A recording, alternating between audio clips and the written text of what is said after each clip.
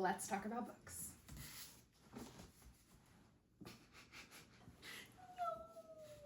So these are the books I read in January and February, and they are in order, and now they're not gonna fall over anymore. Okay. The first book I finished this year was James. This is by Percival Everett. It won the National Book Award. It won the Pulitzer. Not when I had read it. It had not yet won. This was a really,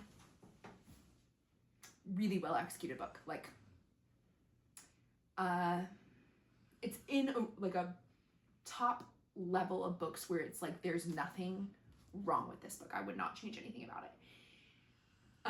I think it did a really good job of holding its themes loosely enough within the book that it's not hitting you over the head with them, but when you think about it, when you finish reading it, they come through. And I read a really interesting Substack post that was saying there's a lot of books now that are like too explainy, where they kind of explain the themes to you while you're reading them. Sometimes I like that in a book. Banyan Moon does that.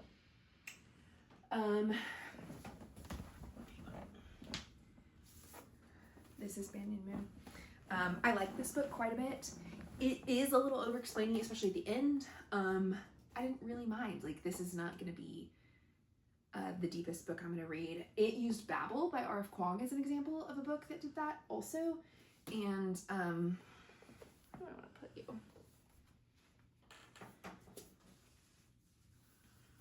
James did not do that.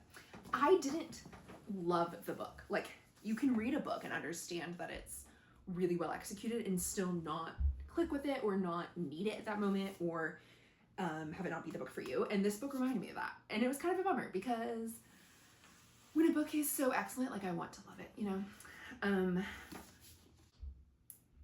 Okay, one of the sentences I wrote in my review was, through James, Everett explores how individual agency works or doesn't within systems of violence. So you probably know, I didn't even say this at the beginning, this is a retelling of Huckleberry Finn, or it sort of lashes onto the middle of it and then tells it from the perspective of Jim, aka James is his full name. I was most familiar with this from Shadow and Act, which is Ralph Ellison's essay collection. He talks about Huckleberry Finn as one of the most like important works of American literature. He was writing that in like the 50s at the time. I have read, apparently, as one does in high school, Huckleberry Finn. I think also I read somewhere that Ralph Ellison kind of revised or developed his opinion on Huckleberry Finn later in life. I really love this essay collection though. That's why it's in the Hall of Fame. And I actually thought, so this is the Barnes & Noble Classics edition of Adventures of Huckleberry Finn. I pulled it out to read it and kind of flip back through. I was really curious if it was like word for word the same on the parts where it overlaps with the book or not. It's not, I don't think. But I started reading this introduction essay, which is by Robert G. O'Mealy, professor of literature the Zora Neale Hurston Professor of Literature at Columbia. Anyway, the intro essay was incredible. It was about a lot of the problematic and interesting and profound moments that's in Adventures of Huckleberry Finn. Maddie said that James is essentially the least interesting or like inventive Percival Everett book. It's the only one that I've read. And it's kind of safe, I think is what she said. He switched from being with Grey Wolf, who we love, home of Carmen Maria Machado's In the Dream House and more. All of his other books were with Grey Wolf, to being with Doubleday for this one, which is a bigger publisher. And I don't know, it's a book. Book number 2, The Round House. This book is by Louise Erdrich. I don't know how to say that. Erdrich. It's set on a reservation in North Dakota. And it's told from the perspective of a 13-year-old boy whose mother is a victim of an act of violence. And I'm not going to say what it is because even though it happens in the very beginning, I thought I don't want to spoil anything. Anyway, so I had Louise Erdrich on my TBR for a long time, and I thought this book was great. It reminded me of other books that are for adults where the main character is a kid. Some of those were my favorite books of last year, and a lot of times they explore like what it is to experience something as a kid that makes you not be a kid anymore. Like it makes you grow up too fast because it's violent and messed up. So the kid in this is still a kid and he's dealing with really difficult things. It did win the National Book Award when it came out in 2012, and I would recommend it. It didn't rock my world. It was a really well-written book. The books that it reminded me of were Salvage the Bones by Jesmyn Ward. This one, the main character is 14-ish, and she's living through Hurricane Katrina. I adore this book, as you can see. It is in my favorite fiction section. Another book it reminded me of was Demon Copperhead. Main character starts out, I mean, when he's born, but like 8, 9, 10 through when he's like almost 30. This book is fantastic. And then the other one it reminded me of was The Watsons Go to Birmingham. It won the Newbery Honor, which is the Kids Book Award, and it is another fantastic book about something that a kid shouldn't have to live through, and the kid who lives through it. All the books that do that best, I think, like balance the really hard things that happen with what it is to be a kid and the individual characteristics of the character that they're building. So Roundhouse, another one. Good stuff. Book 3, Period Power. I started reading this one, I think, because of the Substack articles I was working on last fall about periods. There were 3 of them, but the first one was really interesting because it was one of the things that happened where you don't know what you learn through the writing of the article or the piece. So there are no periods in books, movies, TV, anything. And if they are, it's always about a man. So like, I'm pregnant, am I pregnant? My period's not coming. It's never, or almost never, just about like what a period is for most women. Most of the times they have a period in their lives. So I was researching for those articles. This is one of the only books we have in the shop about periods, and what do you need to know? It's very textbooky. There's a podcast called 28-ish Days Later by India Rexit, and it's fantastic. She did it with the BBC. She has Maisie on a couple of times. I would almost recommend that podcast over this book. This book is like a textbook. So Maisie Hill is British and she works in women's health. She does sort of like individual consulting for women who have what I think by the time they get to her, it's like pretty complicated health problems that they're dealing with. I think she's pretty great at her job. I think she assembled this book as a moment of like, here's everything you could need to know about your body, and here's all the symptoms for this and all of the ways this could go wrong. And if you're having this, it might be all of these things, which was kind of a slog to get through. Like the last quarter or so, I felt like I was reading a textbook. Is that good to read a textbook about women's health? Probably, honestly, but I'm glad I have it on my shelf. The first part was my favorite. So she talks about cycle syncing, which is where you basically plan your calendar, or at least you understand where you are in your follicular and luteal phases so that, you know, you can rest when you're in your period. She gets a little woo-woo at parts, and I don't really mind because, like, the thing about reading a book is you can just take what's helpful and leave what's not. The next book I read was Poverty by America. This immediately went into the Hall of Fame. I love it so much. I wrote something in the back. Hang on. Never have I wished I could force feed a book to everyone this much. Well, that's true. The sentence I was looking for is, never have I read something so aligned with my heart and so full of facts and analysis my head didn't know. Never have I cursed aloud so often while reading a book. This was a Roxane Gay Book Club pick. I had heard of Matthew Desmond. He wrote Evicted, which won the Pulitzer. It's about evictions in America. This one's a lot shorter, and I still want to read Evicted. I prioritize this because Teddy said too. She was absolutely right. This book is so remarkable. He has spent so much of his life living in areas where there's a lot of poverty and also researching it as an academic and being friends with people who are poor. And I just felt like so much of this was so solid. So much of it was so interesting. Let me see if I can find a quote. In a country with such vast inequality, the United States, the poor increasingly come to depend on public services, and the rich increasingly seek to divest from them. This leads to, and then he's quoting something else here, private opulence and public squalor. a self-reinforcing dynamic that transforms our communities in ways that pull us further apart. I loved hearing that idea put into words. Private opulence and public squalor. It reminded me of something I read in this book, The Great Good Place by Ray Oldenburg. It's about third spaces. He wrote this in the 80s about how third spaces are dying, which it's sad to read now because they did successfully die. But also we're not talking about this book right now. Private opulence and public squalor. So one thing he said in this book was like, we're at a point where when you get wealthy, you take something that would be a public good, and then you want to have it only for yourself. So like if you think about someone who's super, super wealthy, like they have a tennis court in their backyard. Maybe you would hope that like tennis courts are a place in the public where you could interact with people you do or do not know and be forced to have like a community dynamic of some sort. Is it actually better to have your own private tennis court, your own, I mean, you can go all the way to like yards with that, like pools, but a yard versus like a park. I think that just thinking about that is a really important thought experiment, and I care a lot about public spaces, and I don't like that we in America are not very proud of our public spaces, like individually very much, you know, like you might, when people come to Chicago, right, like I take them to the Bean and I'm glad the Bean is there. I think we could stand for a little bit more like civic pride. This book was incredible.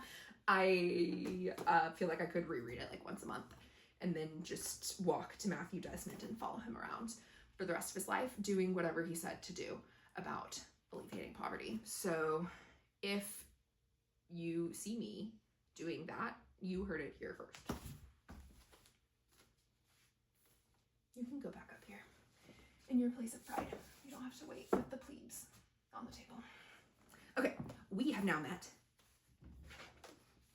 We have now gotten to meet the little notebook for the first time. This is the only Moleskine I own. I am not a Moleskine person. I think that's a thing, and if it is, I'm not one. I don't remember where I got this, but freshman year, I would write summaries of the reading I had to do, like in this, and that is really disciplined of baby me. Anyway, I didn't fill it up. That practice was from one of my teachers, Jim O'Day, in high school, and I think most of the books, wait, here's one. This is a book that I read in his American history class in 12th grade, and he would have us write, oh, it's funny to read the words that you didn't know. I didn't know the words preternaturally, erudition, and exigencies. Fair. Maybe the guy shouldn't have used them. Those are kind of bratty sounding words. As part of his assignment, he had us write a summary of each chapter, which I found pretty annoying at the time. But I think I know that it set up a really great habit for me of writing. And so when I developed my own discipline around reading, I started writing summaries in the back of the book, and then it turned into reviews, and that's become a whole, I mean, there's a lot of things that I do like that. Now I create an index like Bells did. I added that later. Anyway, all of that started because of 8th grade and then, no, 12th grade, I guess. American history. I was writing summaries in college. It helped. I am absolutely certain. I still had this book. It had a lot of room left. And so now when I read a book that I'm not keeping, which is not a lot, but if I borrow one or if I really don't like it and I just am gonna get rid of it, I will write my review in here instead of in the book that's going away. And then maybe I should be a Moleskine person because it has this pocket in the back. And so if I write my review in the back of a book and then I want to get rid of it, like put it in a free library or something, I just cut it out with a box knife and label it. So this one was Murder Your Employer by Rupert Holmes. That book was terrible. The 2-hour cocktail party. Anyway, so this is just a little baby museum of books. And so, Blood Over Brighthaven is the book I did that with for January or February. Okay, I'm pretty sure we just sped that whole thing up for you. Megan is in the room, and this was her recommendation. She just gave me a pep talk and said a good sentence that I want to start with, which is a lot of people love this book. She has sold it at the shop a lot. I realized with a lot of these books, I'm not actually saying what they're about. I'm just saying what I think of them, which, okay. But I'm going to try and say what this one's about. It's a fantasy book. It is about a woman who wants to become this like high level of the bureaucracy of writing spells for her magical world. And that's all you get to know because it's really, it was not for me. I'm just going to read you my review because it says it all. Too long and too obvious. The plot was coherent and had the potential to be interesting, but in execution, it was just a long conversation after a long conversation. Blah, blah, blah, very little action. The character art mostly works in the main person. The author didn't nail point of view, so it wasn't first person omniscient where you follow Skionia, I think is how you say her name, or third person omniscient. And it was not very well written. It was clunky, and it was not readable enough. Like, I wasn't thrilled to be reading it, and I wish there were many fewer words that had been cut. I did write in here that I would have loved to edit it, which is true, and it would probably be about this long if I had gotten my hands on it, although editing relationships are much more complicated than that, and you can't just cut people's words, and that's a good thing. And this book has people who love it, and I'm not one of them. We will need this later for this book. Okay, if this was standing up this way when I started, then we're gonna do this book next. This book was incredible. I read Women Talking. Okay, settled in, here we are. This is called Women Talking by Miriam Towles. This is Fight Night by Miriam Towles. Same author, the books could not be more different. This one was turned into a movie. I liked this book. It didn't like move me. It was really well done, and I think if I'd read it earlier, we're not talking about this book. We're talking about this book. Fight Night is set halfway in Toronto and halfway in Fresno, California. It's narrated by Swiv, who is 9 years old. She lives with her mother, who is pregnant and not all there, and her grandmother, who is super feisty and also needs a lot of care. So it's really, I almost don't want to say dysfunctional, because the thing about when family is not ideal is hopefully you make it work, or you just do the work. And that's what happens in this book. Like, there's so much love. And so, yeah, I wouldn't say dysfunctional, but you could say dysfunctional. I opened it when I was reviewing it for this, and it's so, like, I could read you any paragraph. It's so funny. And Swiv is such a funny narrator. Hang on, I'm gonna find something to read. And I don't remember why they're flying or anything, but a woman on the plane sitting next to me had a baby on her lap who was 1.5 years old. This is through the 8-year-old's voice, but I'm not gonna try and talk like me. She said the baby was 18 months old, but I did the math. The woman asked me how old I was, and I said around 100 months. The baby and I had to wave at each other the whole time. I couldn't stop, or the baby would look sad and bored, and that made me feel guilty. I decided I wasn't ever going to start this bullshit waving business with Gord, her little brother, or we'd never stop. Grandma snored and snored. It took 1 hour and 5 minutes of continuous waving and snoring to get to the raisin capital of the world. That doesn't make it sound as funny as it is. I don't do audiobooks, and I don't have a problem with them. And I think that would be better if you had gotten to read it off of a page, or maybe just heard it from someone who's good at audiobooks. But this book is so full of heart and so lovable and so different, and I don't think it got as much hype as it should have. And so you should read it. Liliana's Invincible Summer, A Sister's Search for Justice.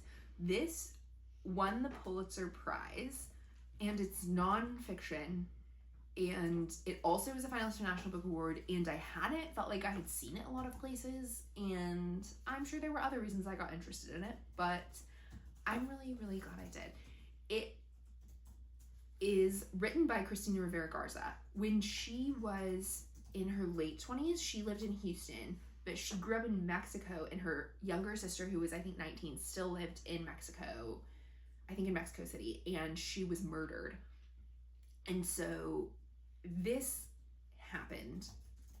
She wrote this book 20, 30 years after that, and it's so many different things. Like, I could say, oh, well, she goes to examine and try to look into the murder, but she also finally goes through her sister's things for the first time. She prints, like, her sister's words, because her sister was a big writer. She interviews her sister's friends. It was remarkable and really, really interestingly assembled. And, like, the author is also a poet, so the beginning was pretty, it's a narrative. I mean, she's telling about the first time she goes to Mexico City to request the files from the investigation. It reads more, like, poetically than narratively. So sometimes it forced me to read slowly. And I was pleased when the next chapter kind of went a different direction in style and in content. I'm going to read what I wrote because it reminded me why I loved it. And you also should read it. And I love a sister. I have 2 of them, plus more people that I consider to be sisters and family. And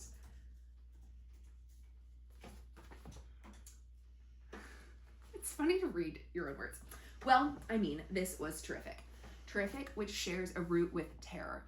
And what a terrible book to have to write. Rivera Garza assembles the story block by block, partially as an archaeologist, partially as a detective, also as a sister. And that's such a big part of it, is like, she's looking at a case that has long been closed, so that's the archaeology thing. Detective, like, she wants to figure out what happened, and you spend some time, like, in the days leading up to the murder. And then a sister, right? Like, it's not just about crime for no reason. Like, it's about a human person that she loved, who meant so much to her. Distance is everywhere in the book. The distance between sisters of different ages and different cities. The distance between sisters when one is living and one is dead. The distance in time from the time of the crime until the time Rivera Garza was ready to examine the story and assemble its telling. The distance between love and violence. Safety. The structure is quiet but effective. Chapter 1 pairs her poetry with the indifference of state bureaucracy. That's the one I told you about. Chapters 2 and 3 tell the family history and quote at length from Liliana's letters. So because she was murdered in the 90s, she wrote letters back and forth with people all of the time. And they develop a font that is designed based on her handwriting, which is incredible. And it's also incredible because Liliana wanted to be a writer and was a writer. You know, if you write, you are a writer. And for her words to get printed here, I think it's just magical. And then for someone to apply so much love to them, to, like, select them and construct something so incredible with them, this is fantastic. What else do we need to know? Chapters, let's see, I think 6, 7, 8 go through Rivera Garza's transcripts from interviewing her friends. So she talks to a bunch of Liliana's friends who are still alive, and then she writes down the conversations, and then she block spaces them out, and so you switch from one friend to the other. And that in itself is so fascinating. The caring way this book was assembled is as interesting as the story it tells. It is the story. This wasn't sentimental. It didn't drip with feeling. Via creativa, which is like the way of creativity, the creation is the love.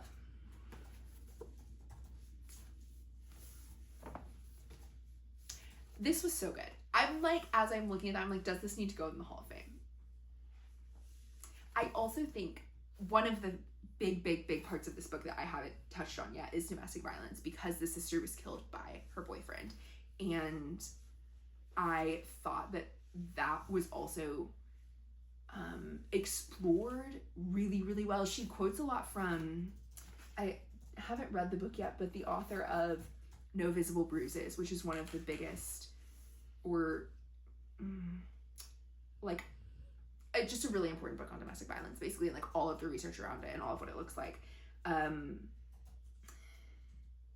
really hate a lot of true crime.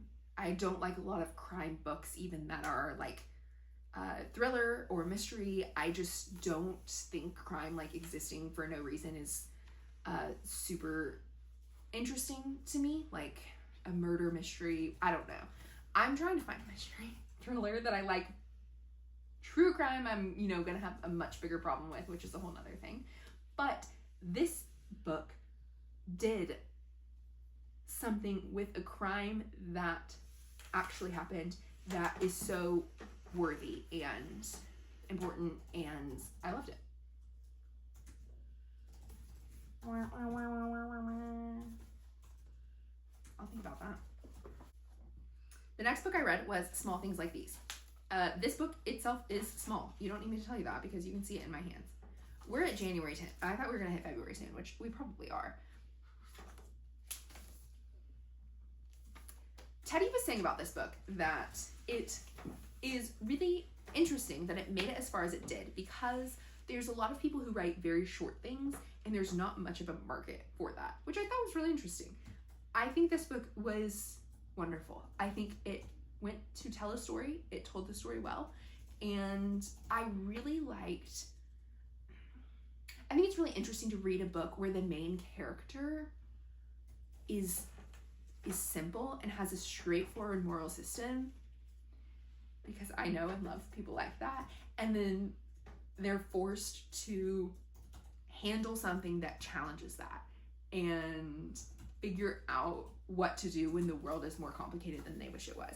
So the main character in this is a father of daughters, and he grew up without a lot of money. He runs like I picture him like scooping mulch and wood. So I think he runs the yard that the people in rural Ireland find their, like, pay for their firewood and stuff from. And he has employees, and he's sort of like made it, and he's comfortable, and he's surrounded by love, and he goes to deliver. I'm spoiling this, so if you don't want it spoiled, I don't know why you're watching this, but skip ahead. Stop. I haven't figured this out yet. He goes to deliver the coal or whatever to a convent thing, and they have like, they do a lot of the laundry for the people in the town. Well, he opens like the shed, and there's this child locked inside, and that's not good. It's freezing cold outside, and that's a really inhumane thing to do to another person. So the sisters try and like invite him in for coffee and like cover it up and make sure he's not gonna say anything. I also love anything that examines like religious and institutionalized religion that is being problematic. I think that's really, really, really important. And I think it did that well. He then, you know, goes on to figure out what he wants to do with that. I also think it can be hard, and we'll get to one more book that did this well. It can be, this one did it well, to find an interesting factoid in history and then tell a cohesive fictional story with it.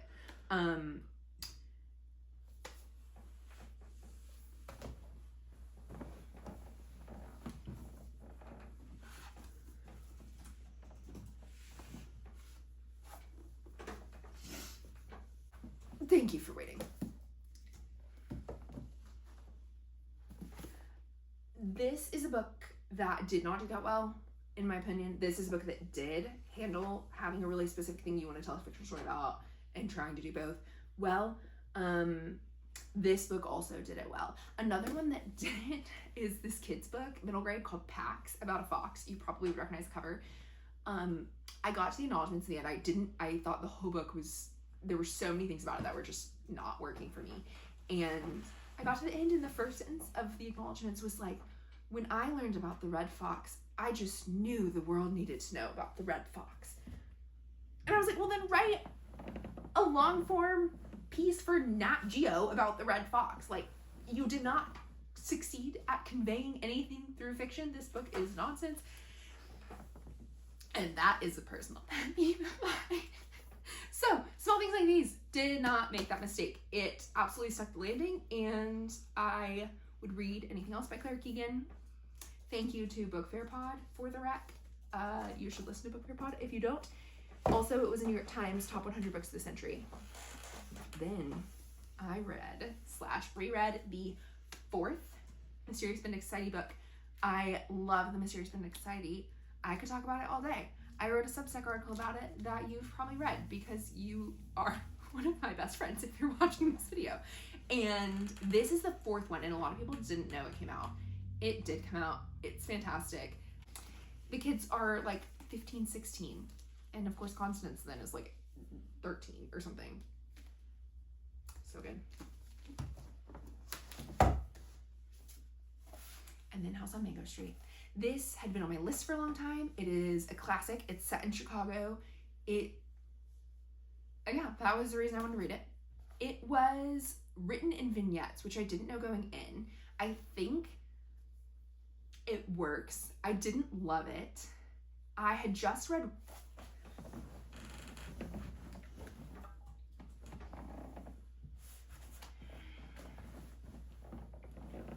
Whereabouts by Jhumpa Lahiri.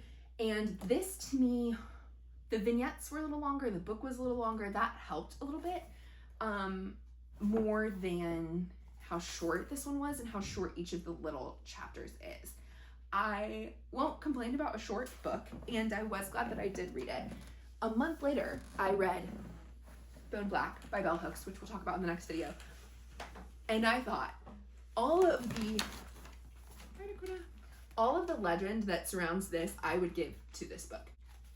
The times that House on Mango Street worked for me was, this is a coming of age book, so she kind of is talking about certain little quick stories that happen as she's growing up. There's this one moment where they find high heels, she and like 2 of the neighbor friends, and they walk around the block, and then these men outside a convenience store like say something like that makes them feel a little bit weird, and so they take the shoes off and run home or something like that. Or they get away, but then they never wear the high heels again.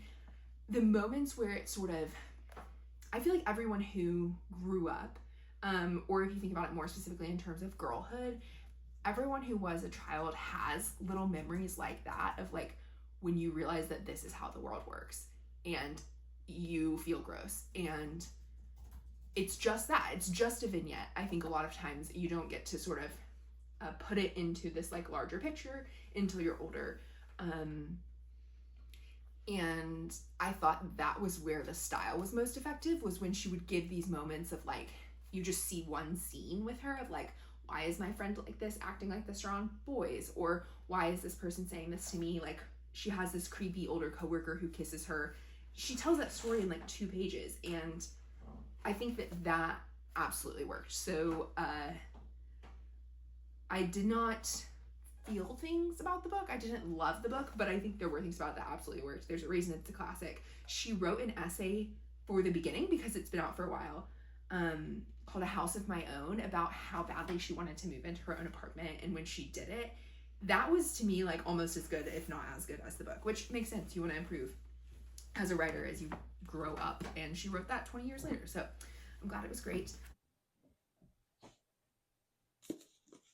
The next book on the list is Disney High. This is a book about Nickelodeon. No, that was tough. Sorry. This is a book about Disney Channel. Specifically Disney Channel. Not Disney movies, not Disney cruises, not Disney World. Just Disney Channel and the Tween Empire, as the subtitle says. Teddy told me to read it. She said it was actually pretty good. She hates the cover, so I'm going to put that out there for her. I'm really curious to see what the paperback will look like. Probably exactly the same, because the author likes the cover. But also it has deckled pages, which is when they make the pages look like, you know, like East of Eden has deckled pages, and deserves them.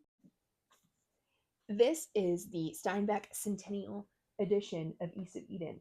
It has these pages that are all different lengths, and so it looks really cool. East of Eden would be a book that deserves deckled pages. Disney High, I'm not so sure. I have generally loosely held opinions about book design. I tend to just appreciate whatever people are up to, And the one biggest pet peeve is when they put the author's photo next to the blurb about what the book is about, because to me that says, here's a photo of Blandine, who shares her apartment with 3 teenage boys she neither likes nor understands.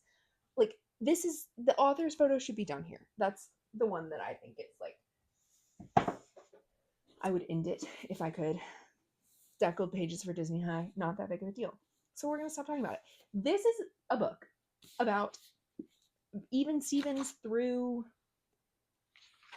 Jonas, basically. If those words mean things to you, you might like this book. What a great timeline. You can't read any of that. Yeah, Lizzie McGuire and Even Stevens through Jonas and Sunny with a Chance, Wizards of Waverly Place. This was like reading an extended edition of People magazine. It was not super analytical. It was mostly just summary, but it was interesting to me as a kid who knew some of this and learned some other things and likes random factoids about the entertainment world. This is not going to change your life. But it was a pretty fun book to read, and it was an easy book to read, and I have no complaints. Also, the author understood the assignment. This is her introduction. It's about how she went to a Disney casting call at age 12 because she lived outside of Orlando, which is amazing. And then kind of introduces the book. That said, there are many stories beyond these pages, but for now, I'm Ashley Spencer, and you're reading Disney High. Perfection. Thank you, Ashley Spencer. The next book I read is The Safekeep by Jelle Vanderwooden. I like to look people's names up before I say them, and I have not looked her name up. So go search Glennon Doyle's podcast, then search this name. That is how I find how to say people's names, but now Spotify thinks I want to listen to Glennon Doyle's podcast, and I do not. So maybe don't do that. But you could look up how to say this person's name. I will too, and maybe I got it right. This was recommended by Anne Helen Peterson, who writes the Culture Studies Substack, which is incredible. And I had no idea what I was getting into. She said very little about it, but she was like, this is kind of one of the first. She's like, I've had a couple books recently I didn't like, and this one has just like captured me. It's a really strongly written book. Like, this is a very competent author. It surprised me a couple of times. It is not a thriller, so that's always fun. I don't read a lot of thrillers, like we've established, but this is set in the 1960s in Dutch is Denmark. Dutch is Holland. Dutch. Holland. Megan? What's up, dude? Can you Google what Dutch is? Netherlands. The Netherlands. What country is the Netherlands? Or Pennsylvania. Not that. The German-speaking settlers in Pennsylvania. Netherlands. Holland is the Netherlands. Oh my gosh. Amsterdam is in the Netherlands. Amsterdam is Dutch. This is so... No, that's right. Okay. Let's try that again. This is The Safekeep. It is set in the Netherlands in the 1960s, and I also don't want to tell you very much about it because it is pretty fun to read not knowing a lot about it. I was going to say it's pretty unique. Really, if I were to summarize it for you, it would sound kind of straightforward, but the main character is really crotchety, and I liked that. It reminded me of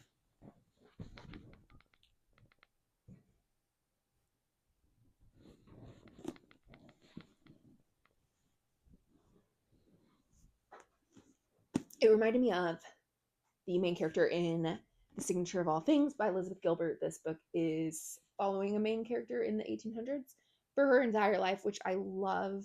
A book that just goes decade. And this main character is pretty crotchety and unlikable, but not like a trendy unlikable, like a contemporary literary fiction. She's just like a person from a long time ago who has strongly held opinions and not a lot of things to question them, and can live with her maid cleaning the house how she likes it, and she lives kind of in a rural area, so that's fine. So that is what Isabel is up to in this book. And her brother brings his girlfriend to come stay at her house while I don't remember where he goes, and the story goes from there. It was really well written, like no notes on the writing. I don't feel like I would need to move anything in this around or shorten it or lengthen it. The mastery was all there for that. And I wasn't like blown away or floored, but it was a good read. And I think that's fine. Currently it's up for the Women's Prize or the Booker or something, so it did astound some people. And so maybe you will be one of those people. Frozen River. This book is historical fiction. It's set in colonial Maine, and I had heard a lot about it. A ton of people are reading it. I was not impressed with the writing. It was artless. It was really artless is just the best way to say it. Like, you could watch the author putting things together. It's like she made the board with all the characters and the strings connecting everything, and then just like took a picture and printed it out for you to look at. I usually don't want to be thinking about the author while I'm reading a book unless I'm thinking about how much I hope to meet them one day and cry on their shoulder thanking them for what they have done for me and the world with what they've created. So this book was absolutely a disappointment. I think I gave it 3 stars. It's not, going to ruin your day. I like reading historical fiction set in time periods I don't read a lot. I felt that way about this one, which was like early 1800s colonial plant situation. This one is a midwife, and I really liked her family dynamic. So she has a bunch of kids and her husband, and they live on a mill. And I thought that the story was interesting. It has kind of it opens with a dead body. So there's a bit of a murder mystery going through it that I didn't figure out. So that's not saying much because I don't really figure mysteries out, but it was fun not to figure it out. That's a big thing for some people, but I feel like it's only fair if like you've ever actually figured a book out before you got to the end, which I have done maybe once or twice, but like not enough to even think about. So if you want to just be distracted, like this could be that for you. Let's see what I liked.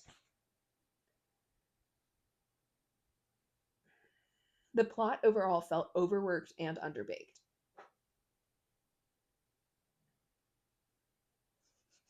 The dialogue was weirdly so modern, but only 98% of the time. That was actually one of the big things people on Goodreads had issue with, is that she didn't use like the thou colonial language. That didn't bother me at all.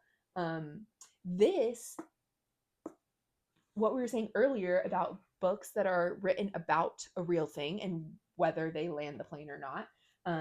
The one that I didn't talk about at all that really did is the Sadiqa Johnson book, The Yellow Wife. She, the author, found out there was a woman who was forced to marry the jailer at a jail for slaves in Civil War times, and the woman was a slave, but because she is also married to the white man who is a jailer, she has this different level of power in the situation, but also she like literally can't leave. This book, like, destructive, incredible. Sadiqa Johnson, she also did House of Eve, which I also really, really liked. Was able to take something that was real and like make a work of fiction with it that's really powerful and worth reading. Ariel Lawhon did not. This is based around a real person. Martha Ballard was a midwife who lived and died in colonial Maine.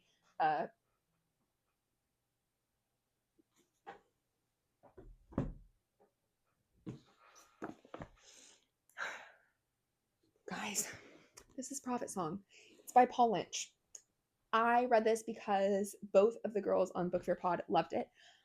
It was not it for me. I wrote in the back, this is so true. I can see why people think this was a strong piece of work. To me, it dragged too long and too slow. The whole time I was reading it, I didn't want to be reading it. I finally started skimming on page 186. Vivid and brutal. It wasn't for me. Like a more boring Severance.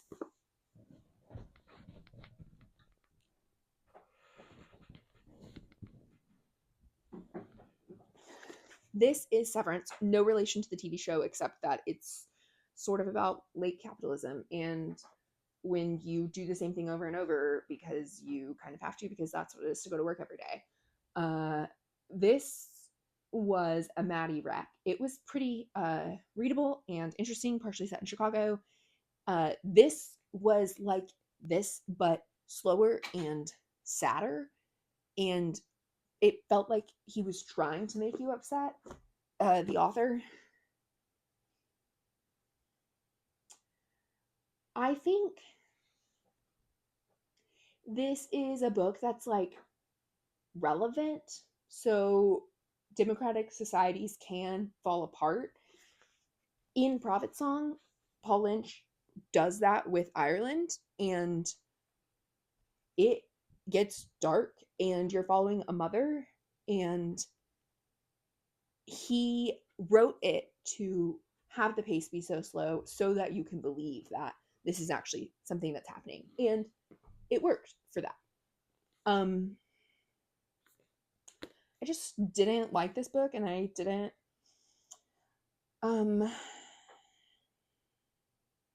like, if you ask me, did this work at what? Yes, but I don't care. If you have made it this far in the video, I hope you enjoy my inability to make my eyes look like I think a camera is a real person. And I will try to do a better job remembering Tyler Jesse Williams from Abbott, who says you have to create a relationship with the lens, like the piece of glass. I have not done that yet. Okay. The Nickel Boys, Colson Whitehead. So this book was turned into a movie that was in the Oscar nom this year, so I prioritized it.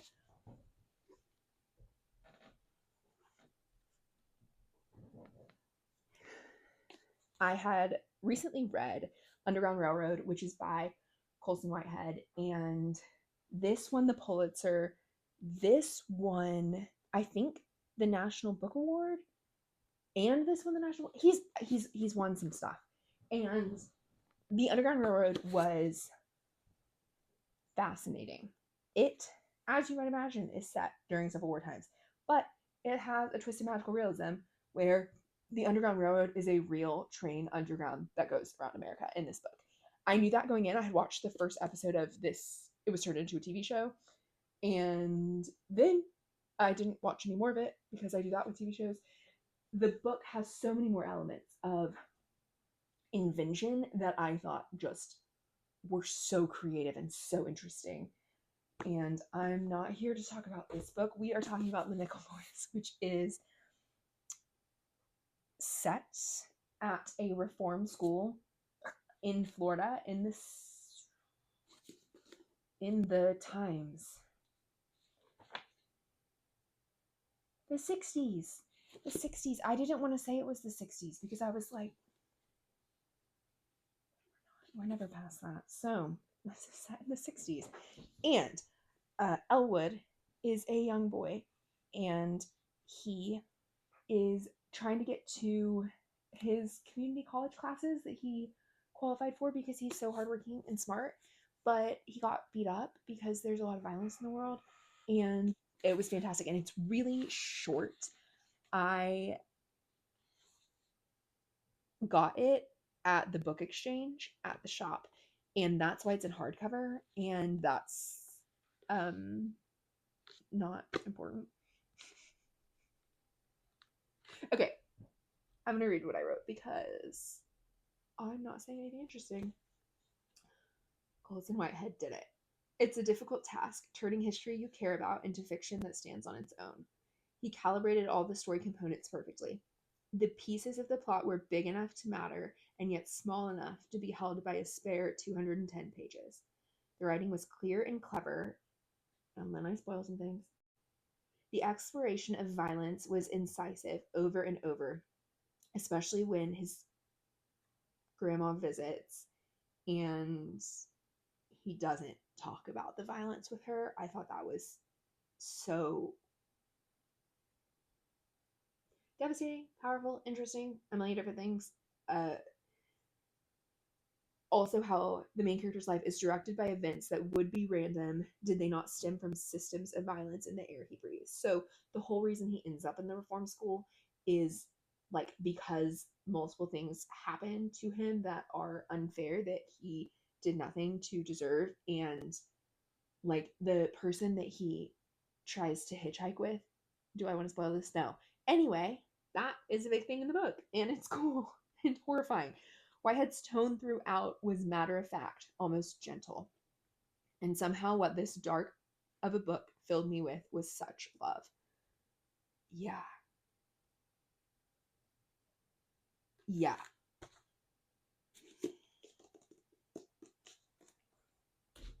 I haven't seen the movie yet. But Ben gave it 4 stars on Letterboxd, I think, so that bodes well.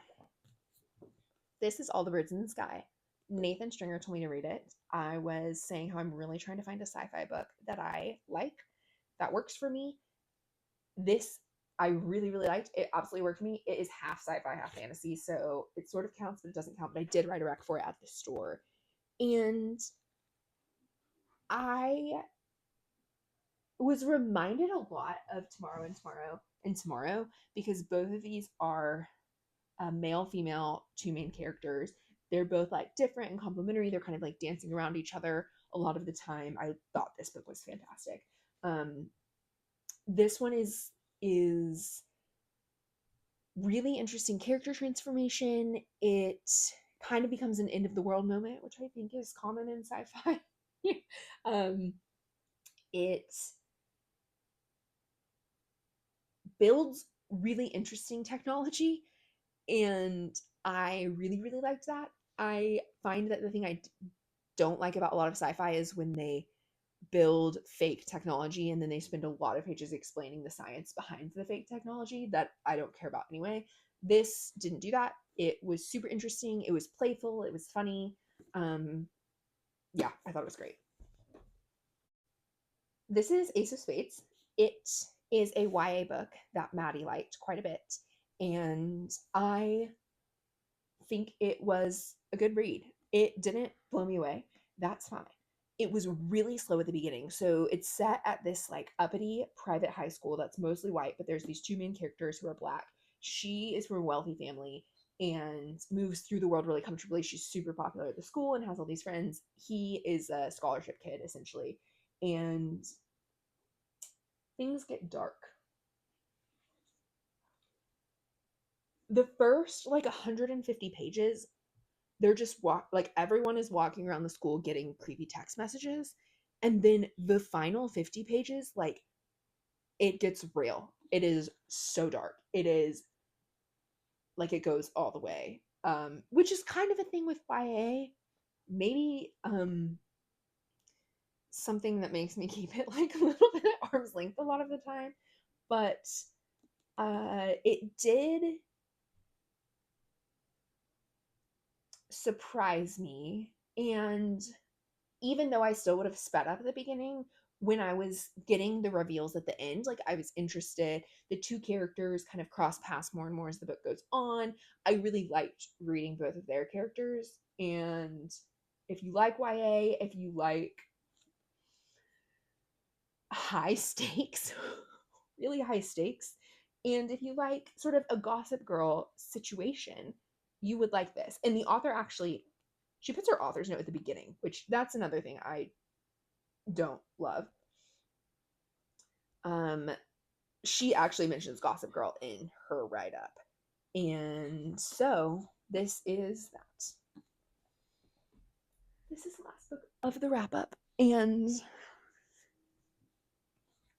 it is Onyx Storm by Rebecca Yarros. This is, again, Megan's copy. Thank you to Megan. It is one that I put in the I do not own the book journal. And everything that bugged me about the first two, Fourth Wing and Iron Flame, still bugged me here. Was still a problem here. Objective language, love that. Weak writing on every skill. It was more annoying this time. I think I'm out. So I don't think I'll be reading the final two installments of the Imperium series. I finished Fourth Wing and last year when it came out or whatever, and I was so like,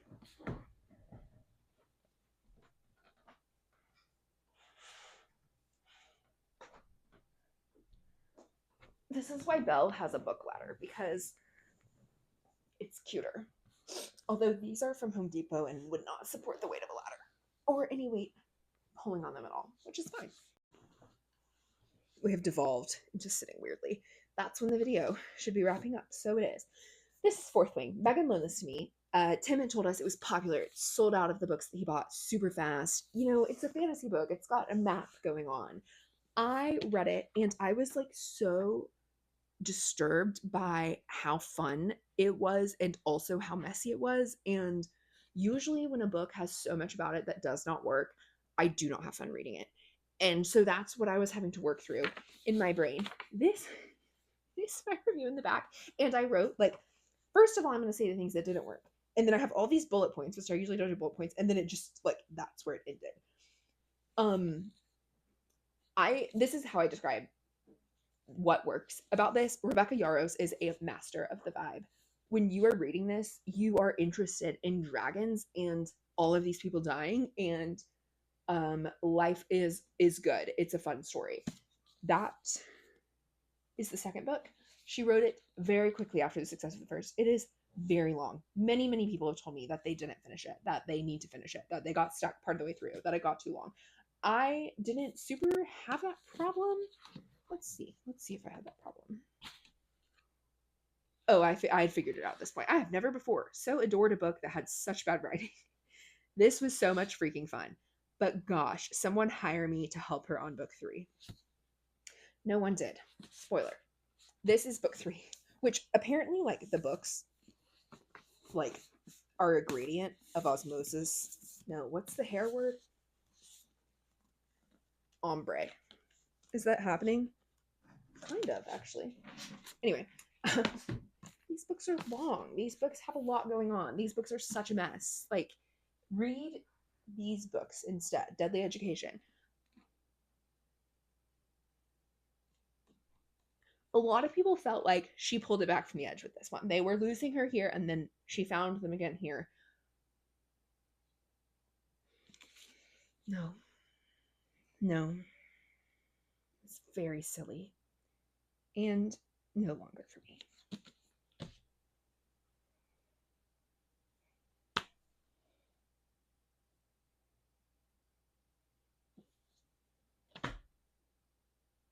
These are the books that I read in January and February. I count them as read when I've written the review, so maybe some of these I started before that. I have no idea. These are other books that I have read other times that these books made me think of. And this, I guess. But the stack is so theatrical, which is really not what I'm going for. I would say if you were going to read one of these books, no, because I can pick the number I want. If you were going to read 3 of these books, I would say Liliana's Invincible Summer, Fight Night, Mysterious Midnight Society, Nickel Boys. Runners up would be Small Things Like These and All the Birds in the Sky.